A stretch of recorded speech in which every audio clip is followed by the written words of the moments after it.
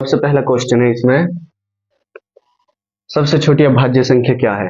हमें पता है अभाज्य संख्या सबसे छोटी 2 होती है, ठीक है। इसके बाद क्वेश्चन नंबर 2 कह रहा है यदि एचसीएफ 306 सभी क्वेश्चन इंपॉर्टेंट इसमें, ठीक है।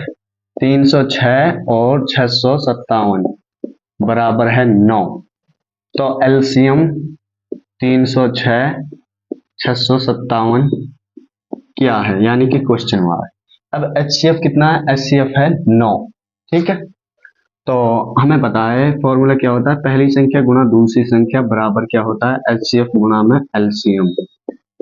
एलसीएम अब जो वैल्यू है उनको रख दो। पहली संख्या कितनी है? 306, 306 गुणा का निशान। दूसरी संख्या कितनी है? 657 बराबर एचसीएफ कितना है? एचसीएफ है 9 गुणा एलसीएम कितना है? एलसीएम है क्वेश्चन मार्क, ठीक है। अब 306 गुणा मत कर देना इनको, ठीक है। 657 देखो थोड़ा सा स्मार्ट वर्क करो, ठीक है। हार्ड वर्क तो ये रहेगा कि इनको गुणा करो फिर इसे बटे में दो, ठीक है। तो क्यों ज्यादा इतनी प्रॉब्लम करनी। तो इसमें बटे क्या आएगा? 9 आएगा। फिर क्या आएगा? एलसीएम। अब 9 से काट दो, 9 9 तिया 27 और 9 चौक 36। 34 से 657 से गुणा करेंगे तो 1 मिनट भाई मैं इसको यहाँ करता हूँ। देखो मेरे तो याद है यह है 22,338, 7 चौक 28 पीछे। तो इसका आंसर है एलसीएम कितना आ गया? 22,338। आप देखना चाहें तो इसे गुणा कर देना, ठीक है। हमारा एक सवाल ये हो गया। कम से कम 10 पेपरों का एनालिसिस करने के बाद एक पेपर बनाया है जो यह है, ठीक है। तो ये 10 पेपरों का निचोड़ है। इसका तीसरा सवाल है, सिद्ध कीजिए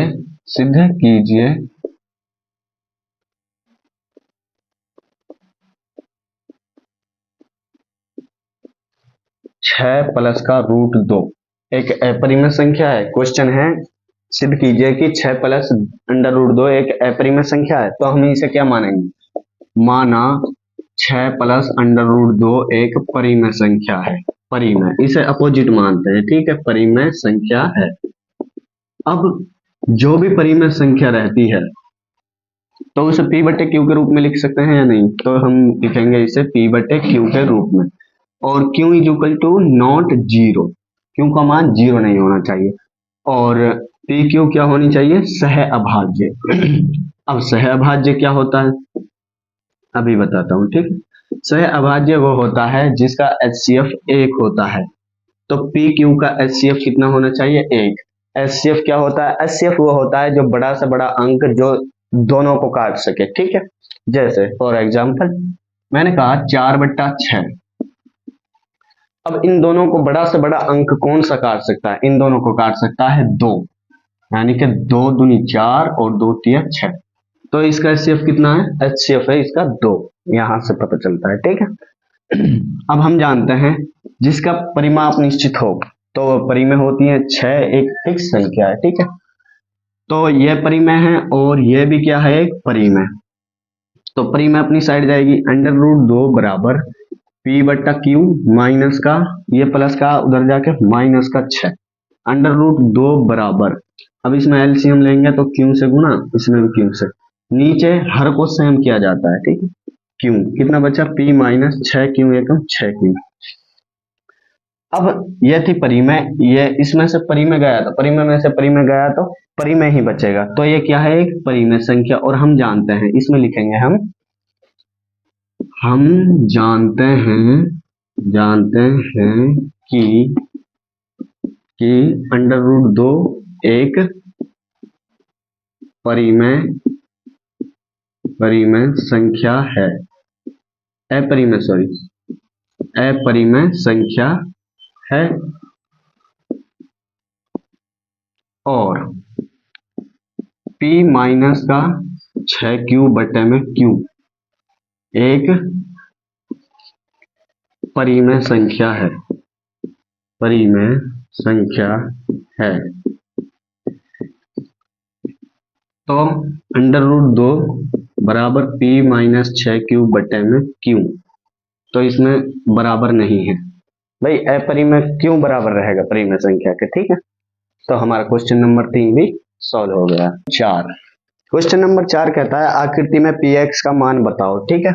px का मान बताना है, तो आकृति किधर है, आकृति है इधर, तो यह है x वाली लाइन लेटी हुई और खड़ी वाली लाइन y वाली लाइन, इधर माइनस रहता है इधर भी माइनस। अब इसमें यह लाइन ऐसे जा रही है, तो अब बताओ px का मान पूछा है ना, तो px x वाली लाइन को देखो कितनी बार कटी है, एक बार कटी, दो बार कटी, तीन बार कटी, तो px इज इक्वल टू 3, ठीक है। तो हमारे अभी सवाल हो गया। क्वेश्चन नंबर 5 कहता है द्विघात बहुपद के शून्य ज्ञात करो, ठीक है। द्विघात समीकरण कौन सी है, 6x² माइनस का 3 माइनस का 7x। द्विघात बहुपद, द्विघात बहुपद के शून्य नहीं निकाले जाते, किसके निकाले जाते हैं, द्विघात समीकरण के। तो हम इसे समीकरण करेंगे, तो fx का मान कितना धरेंगे, 0, माना लिखेंगे यहाँ, माना fx बराबर 0, और fx के बराबर क्या रखेंगे, इस पूरी समीकरण को 6x² माइनस का 3 और माइनस का 7x। अब fx का मान क्या है, fx का मान 0 है, बराबर 6x² माइनस का 3 माइनस का 7x। अब इस 0 को उधर साइड भी तो भेज सकता हूं मैं, तो इधर से 0 को इधर भेज दो, कोई फर्क नहीं पड़ता, ठीक है। अब इसे देखो, इसका व्यापक रूप रहता है द्विघात समीकरण का x² bx प्लस का c बराबर का 0। अब पहले x² वाला, फिर x वाला, फिर बिना x वाला, x² वाला है बिना x वाला, तो गड़बड़ पा गई, तो इसे ही बदलेंगे, 6x², फिर इसको लेंगे x वाले को 7x, फिर का माइनस का 3 बराबर 0।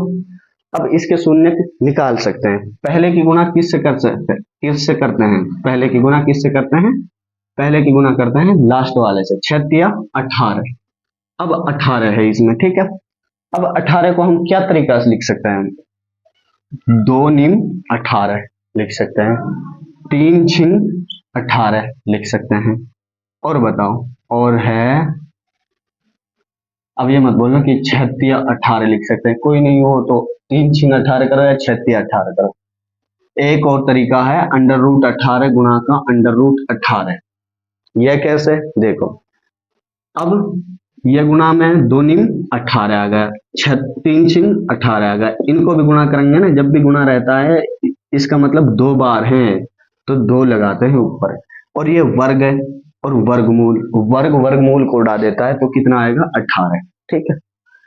कुल मिलाकर 3 कंडीशन है, 1 2 3, और एक और क्या है, 18 एकम 18, ठीक है। अब इनको या तो जोड़ो या घटाओ, क्या आना है 7, तो 9 में से 2 गया तो 7 पहल का ही मिल गया, इसमें माइनस है तो बड़ा वाला माइनस, और ये प्लस। अब इनको धरेंगे 6x² प्लस का 2x, फिर माइनस का 9x, फिर इधर माइनस का 3 बराबर 0। अब इन दोनों को कौन काट सकता है, बड़ा से बड़ा, वही कॉमन है, 2x काट सकता है, 2 तिया 6x बचा, प्लस 2x से कम 2x, पूरा कट गया।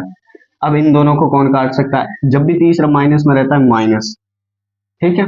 अब 3 काट सकता है, 3 तिया 9, और ये प्लस का 1 बराबर 0। कुल मिलाकर जैसा ये रहेगा वैसा ही वह रहेगा। अब इन दोनों में क्या है, एक जैसा, 3x प्लस का 1, अब बचा क्या, बचा 2x बचा, और माइनस का 3 बचा, किसके बराबर 0। अब ये भी 0 से कनेक्ट और ये भी 0 से कनेक्ट, तो हम इसे लिख सकते हैं 3x प्लस का 1 बराबर 0, 3x बराबर 0 माइनस का 1, क्योंकि ये इंग्लिश वाला है, ये अलग दिख रहा है, और ये गणित वाला है, तो ये अलग है। 3x 0 में से माइनस 1 गए तो माइनस 1, x बराबर माइनस का 1/3।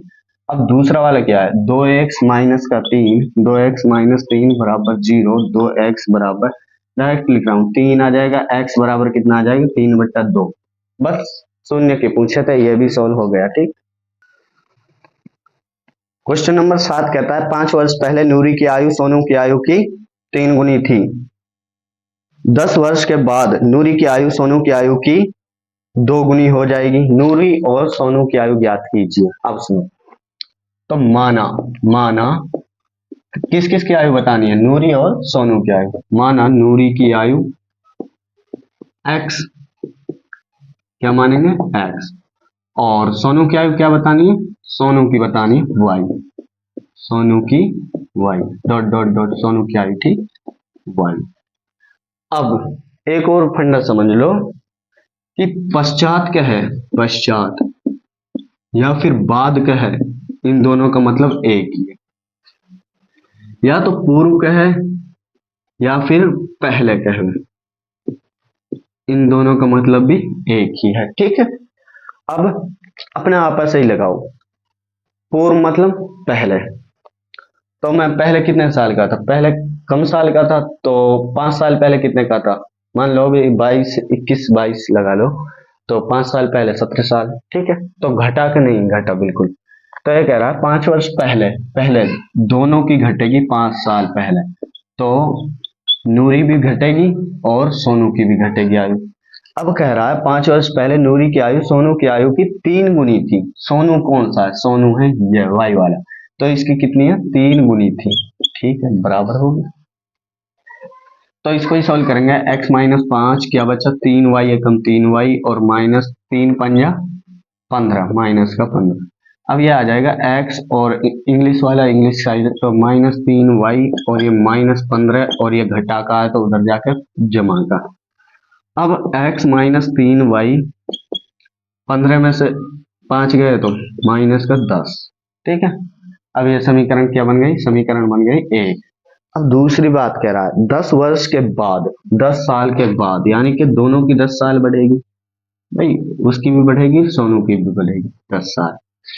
अब कह रहा है 10 साल के बाद नूरी की आयु सोनू की आयु की 2 गुनी हो जाएगी, 2 गुनी सोनू की आयु, सोनू तो वाई है तो इसकी 2 गुनी, तो x प्लस का 10 और 2y एकम 2y और 2×2 = 20, ये इससे ये कितना आ गया, x माइनस का 2y और ये 20 और 10 उधर जाएगा तो माइनस का, x माइनस 2y और ये आ गया 20 में से 10 गए तो 10।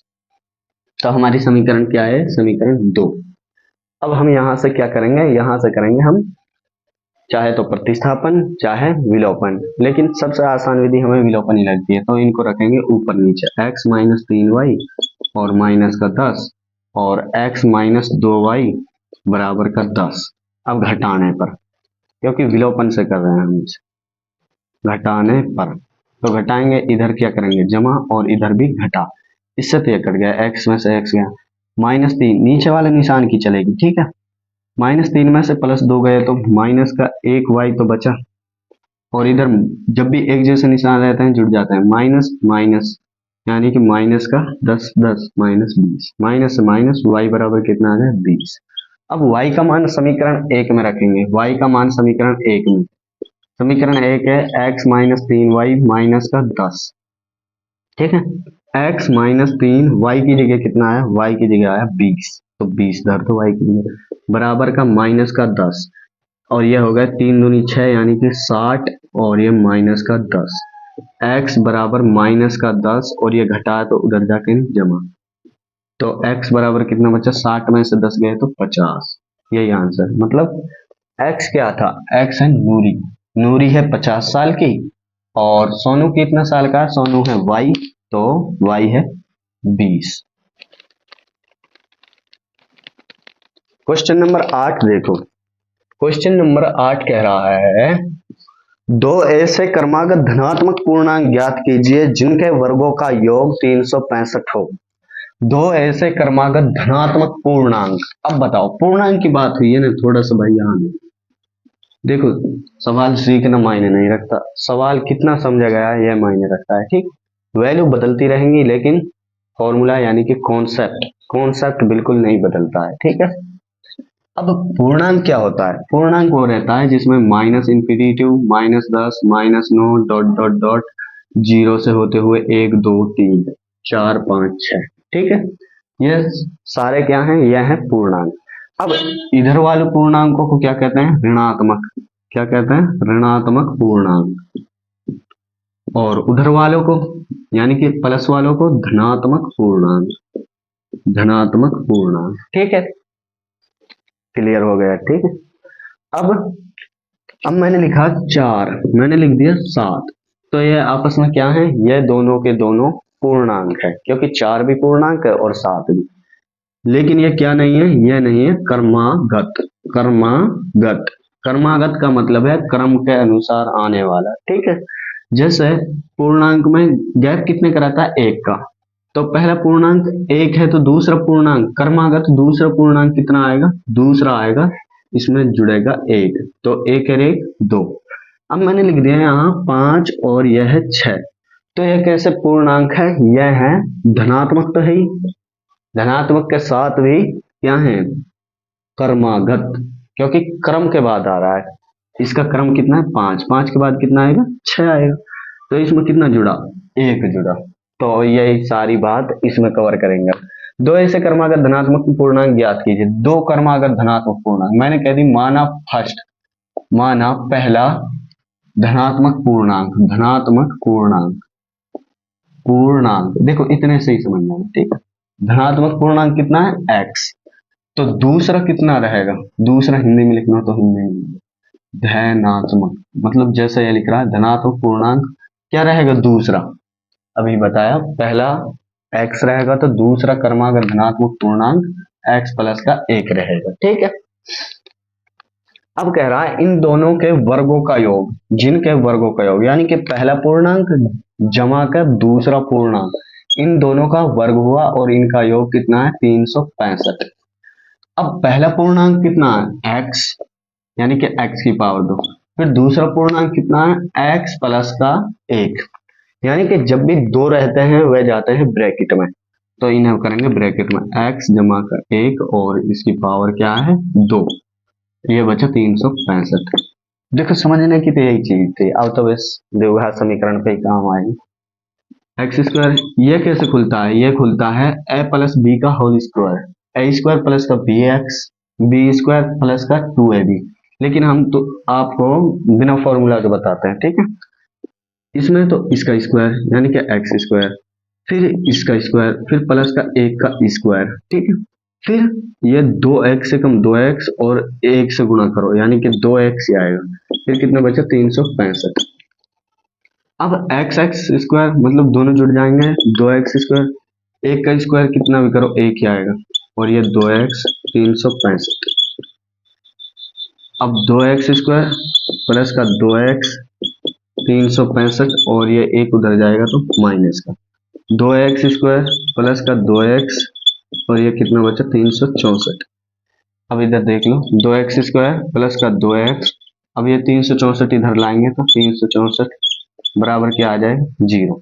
अब इन दोनों को कौन काट सकता है, सभी को कौन काट सकता है, जब भी 3 रहते हैं तीनों को कॉमन देखते हैं, तो इन तीनों को काट सकता है 2, क्या बचा, एक्स स्क्वायर बचा, फिर 2 से तो ये कट गया, यानी कि 2 एकम 2, सिर्फ एक्स बचा, फिर 2 एकम 2, 2 अट्ठे 16, 2 दूनी 4 बराबर 0। अब ये कॉमन किधर जाएगा, बटे में, क्या बचेगा, सिर्फ ये बचेगा एक्स स्क्वायर प्लस का x माइनस का 182 बराबर 0, 0 के बट्टे में 2 रहेगा तो 0 ही आ जाएगा। तो अब यहां से आगे क्या करते हैं, पहले की गुना लास्ट वाले से, 182 एकम 182। अब 182 का करना है अभाज्य गुणनखंड, क्योंकि ये बड़ा वाला है, इसका हमें ये नहीं पता कि किन किन को गुणा करे कि 182 आ जाए, तो हम क्या करते हैं अभाज्य गुणनखंड, 2 नी 18, 2 एकम 2। अब 9 और 1 10, यानी कि 3 से नहीं कटेगा, 2 से क्यों नहीं कटेगा, क्योंकि इसके पीछे सम संख्या नहीं है। अब देखेंगे 7, 7 का नियम कहता है पीछे से 1 को पकड़ो उसका डबल करो, 1 दूनी 2, 9 में से 2 गए तो 7, 7 से कट जाएगा, 7 एकम 7 और 2 बचे, 7 तिया 21, 13 एकम 13, ठीक है। अब 182 को क्या लिख सकता हूँ, 182 को लिख सकता हूँ मैं, 2 किससे कनेक्ट है, 2 कनेक्ट है 91 से, 2 सत्ते 14, 14 किससे कनेक्ट है, 14 है 13 से कनेक्ट, और 2 सत्ते 14, 14 13 182 आएगा, 182 एकम 182, 182 एक से कनेक्ट है। अब इसको क्या लिख सकता हूं, अंडर रूट 182 अंडर रूट का 182, इतनी बात है। अब या तो बीच में देखो, या तो इन्हें घटाओ या इन्हें जोड़ो, ए कमाना है, अंडर रूट इसमें से अगर 0 फिर नहीं आएगा, ये इसमें भी नहीं आएगा क्योंकि गए बहुत ज्यादा, 14 में से 13 गए तो आ गया 1।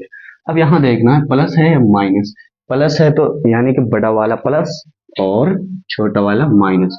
अब इन दोनों को x लगा के इन दोनों के साथ तो रख देंगे यहाँ। अब रखेंगे एक्स स्क्वायर, तो प्लस का 14x, फिर माइनस का 13x, फिर क्या है माइनस का 182 बराबर क्या आ जाएगा 0।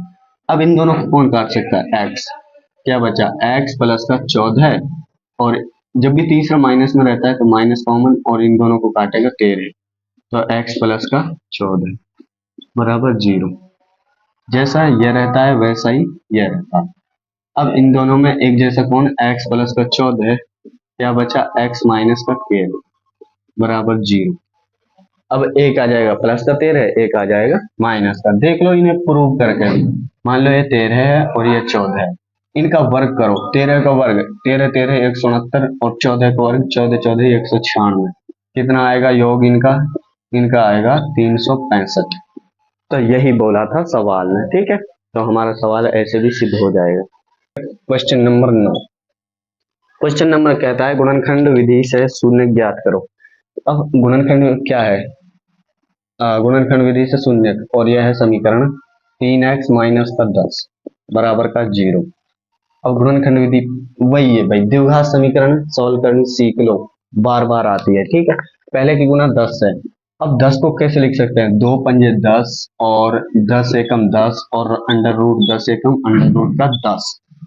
अब या तो जोड़ो या घटाओ, कितना आना है 3 आना है, 5 में से 2 गए तो 3, तो बड़ा वाला यहाँ माइनस है ना, बड़ा वाला माइनस, ये प्लस, धर दो इनको। एक एक्स स्क्वायर, इसके बाद क्या आएगा प्लस का 2x, फिर उसके बाद माइनस का 5x, फिर इसमें जाएंगे माइनस का 10 बराबर 0।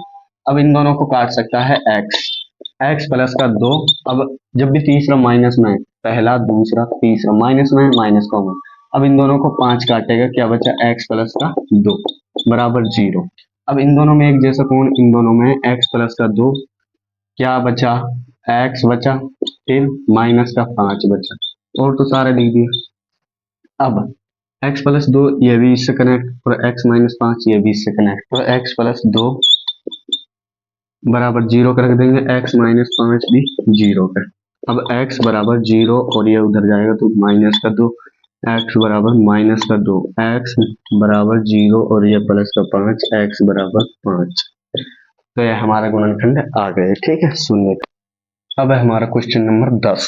क्वेश्चन नंबर 10 कहता है उस एपी का 31वां पद ज्ञात कीजिए। उस एपी का 31वां यानी कि ए 31वां ज्ञात करना है, ठीक है, जिसका 11वां पद 38 है। 11वां यानी कि ए 11 है, 38 है, और 16वां तथा 16वां पद 73 है। 16वां यानी कि ए 16 73। अब हम जानते हैं ए 11 को क्या लिख सकते हैं हम, ए प्लस का 10d। ए 11 बराबर क्या लिख सकते हैं, ए प्लस का 10d, और ए 11 का मान कितना है 38, 38 लिखो, ए प्लस का 10d, डी का मान भी नहीं, ए का भी नहीं। अब ए 16 को क्या लिख सकते हैं, ए 16 बराबर ए प्लस का 15d लिख सकते हैं। अब ए 16 का मान कितना है 73, तो 73, ए का मान नहीं पता, प्लस 15 डी का भी नहीं पता। ये समीकरण 1 है और ये समीकरण 2 है, ठीक है। जब भी समीकरण आ जाती है हमारे पास तो इसको हम किससे करेंगे, विलोपन विधि। विलोपन विधि क्या कहता है, 38 को लिखेंगे पहले, इसको ऊपर तले लिखेंगे अब इन दोनों को, ठीक है। 73 ए प्लस का 15d, घटाने पे, घटाने पर तो क्या माइनस, ये भी माइनस और ये भी माइनस, इससे तो कट गया है। 73 में से 38 में से 73 गए तो कितना बचा बड़ा में से घटाओ, 13 में से 8 गए तो 5, ये बचा 6, 6 में से 3 गए तो 3।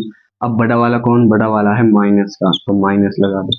अब 15 में से 10 गए तो 5, और बड़ा वाला कौन था नीचे वाला यानी कि माइनस, तो इसे माइनस से माइनस कर गया, और 35 बट्टा ये 5 किधर जाएगा बट्टा में, बराबर डी, 5 7 35, डी का मान कितना आ गया सॉरी भाई, डी का मान आ गया 7। अब डी का मान समीकरण 1 में रखो या 2 में, कोई मतलब नहीं रखता, हम रखते आ रहे हैं 1 में, तो समीकरण 1 में रखेंगे तो कितना आएगा, ए का मान नहीं, प्लस 10 गुणा 10 डी है ना, तो डी की जगह कितना रखना है 7, तो 38 बराबर ए प्लस का 7 नहीं 70 या 10 7 70, 38 और ये 70 इधर आएगा तो माइनस का ए, अब बड़ा में से छोटा घटाओ, कितना बचा, 12 यानी 32 बचा। अब ये माइनस का है, बड़ा वाला माइनस है, तो ए बराबर माइनस का 32। पूछा क्या गया था, जिस जो पूछा जाता है उसे ही क्वेश्चन मार्क करते हैं। अब देखेंगे इसको। अब ए 31 को क्या लिख सकते हैं, ए 31 को लिख सकते हैं हम ए प्लस का 30d। अब ए 31 का मान नहीं है, ए 31 लिख दो। ए का मान है, ए का मान है माइनस का 32, देखो इधर फिर प्लस गुणा 30, 30 गुणा का डी, डी का मान कितना है 7, तो इसमें 7, 3 सत्ते 21 यानी कि 210, माइनस 32 जमा का 210 कितना आ जाएगा 8, और ये 10 में से 7 और ये 178, बिल्कुल सही आंसर। ठीक है 11। क्वेश्चन नंबर 11 क्या कहता है, 0 तथा 50 के बीच के विषम संख्याओं का योग। ठीक है, 0 और 50 के बीच विषम संख्या जो भी विषम आ रही है उनका योग। पहली है एक विषम है, दूसरी क्या है 3, फिर 5, फिर डॉट डॉट डॉट, लास्ट कितनी रहेगी 49, क्योंकि 51 नहीं रहेगी, वो 50 से ऊपर चली जाएगी। ये पूछा बीच में होनी चाहिए। ठीक है, अब इसमें क्या लगेगा, एसन योग, सम ऑफ नंबर, क्योंकि योग करना है तो फॉर्मूला क्या रहता है n/2 a प्लस का n। ये फॉर्मूला शॉर्ट है, छोटा वाला, बड़ा वाला भी बताऊंगा उधर, बड़ा वाला। ठीक, जैसे आपकी राय लगे, जो बढ़िया लगे ठीक कर देना।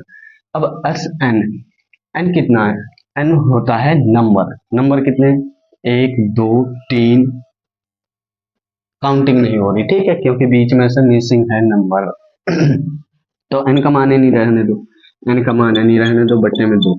ए का मान कितना है, ए मीन्स पहला पद यानी कि 1 है, प्लस का एन, एन मीन्स अंतिम, ए एन अंतिम। ठीक है, तो अंतिम कितना 49, तो एस एन कितना आ गया n/2 और 49 है 50, तो ये कितना आ गया एस एन बराबर आ गया n/2 से ये कट जाएगा, 2 एकम 2, 2 दूनी 4 और 2 पंजे 10 यानी कि 25, 25 कितना आ गया n।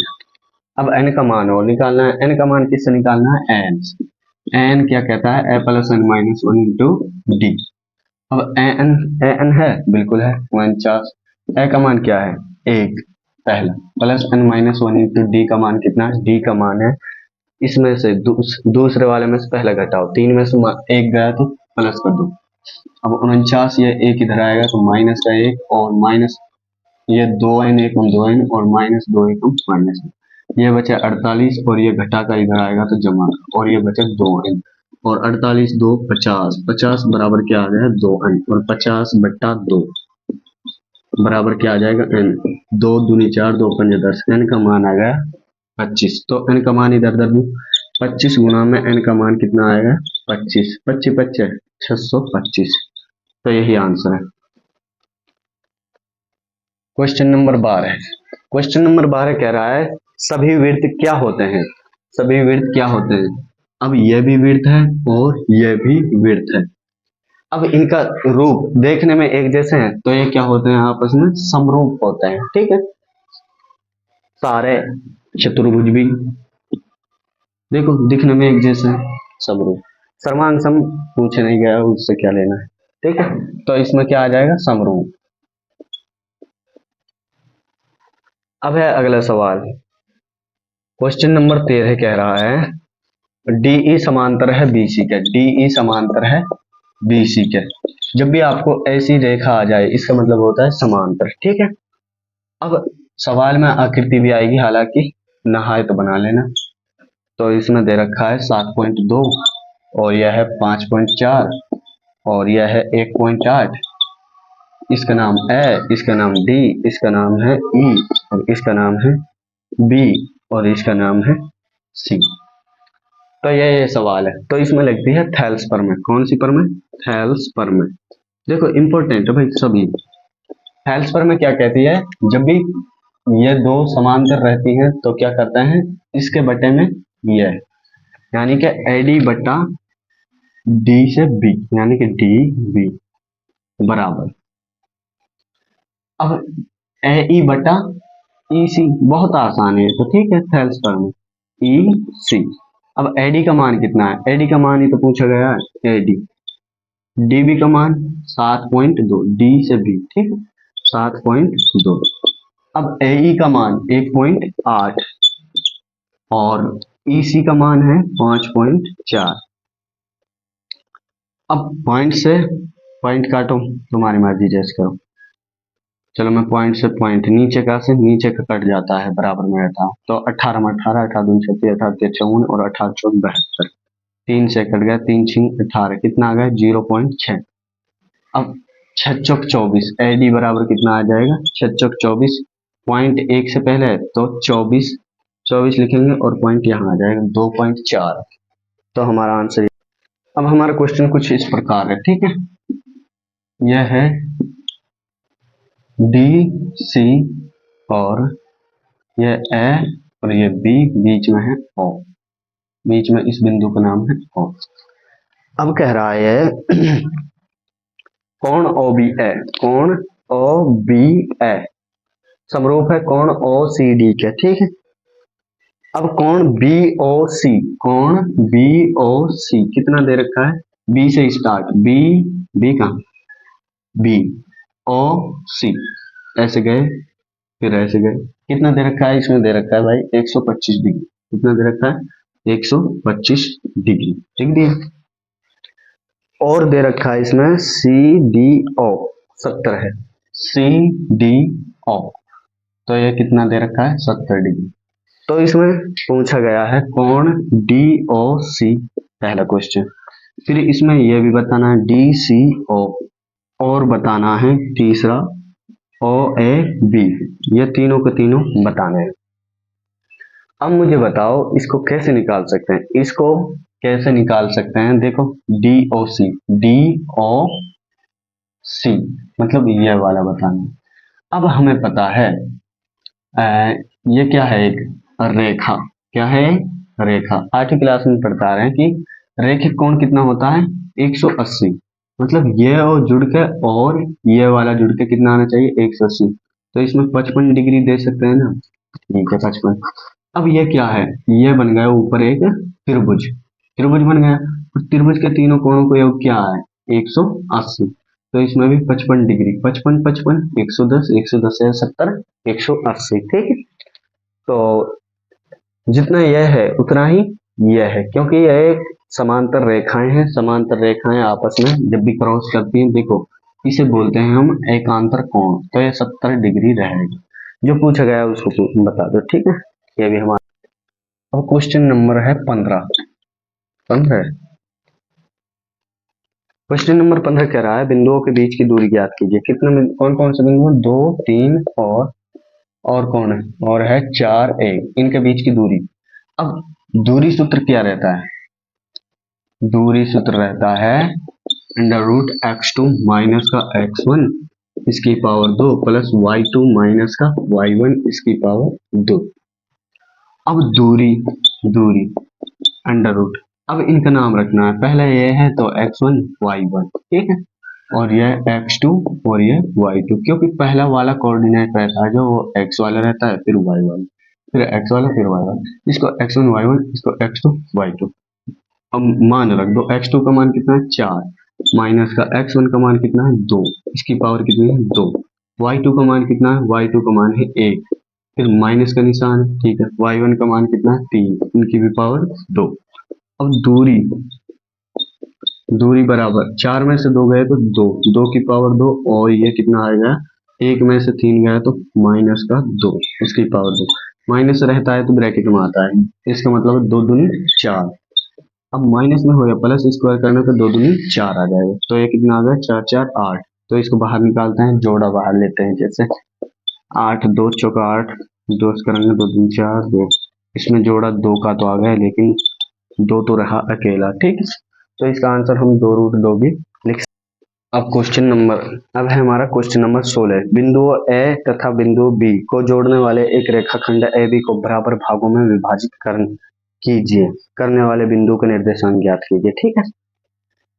ए बिंदु यह है, क्या है -2 और 2, तथा बी क्या है, बी दे रखा है 2 और 8 को मिलाने वाला रेखाखंड, यह है मिलाने वाला रेखाखंड को बराबर भागों में विभाजित करता है, यानी कि बांटता है बराबर भागन में। इतना टुकड़ा वाले दे दिए, इतना टुकड़ा वाले लिए। तो ये बीच में रहता है, इसका नाम क्या है? इसका नाम ही बताना है, ये बिंदु का नाम। अब इसके तरीके कई हैं, लेकिन मैं आपको आसान वाला बता रहा हूँ, ठीक है। देखो ये हो जाएगा मध्य बिंदु से। मध्य बिंदु क्या कहता है? मध्य बिंदु क्या कहता है? मध्य बिंदु, इसको जोड़ो पहले वाले को और इसको जोड़ो, बटे में 2 कर दो। x1 प्लस का x2 बटे में 2। अब x1 का मान कितना है? x1 का है माइनस का 2 प्लस x2 का मान कितना है? 2 और इसको बटे में 2। 2 में से 2 गए तो 0, 0 बटे 2 कितना आ गया? 0 ये आंसर, ठीक है। अब मध्य बिंदु y वाले क्या है? y कैसे निकलेगा? y1 प्लस का y2 बटे में 2। अब y1 कितना है? ये y1 है, ये y2, ठीक है, दूर दूर। यह x1 रहता है, यह x2।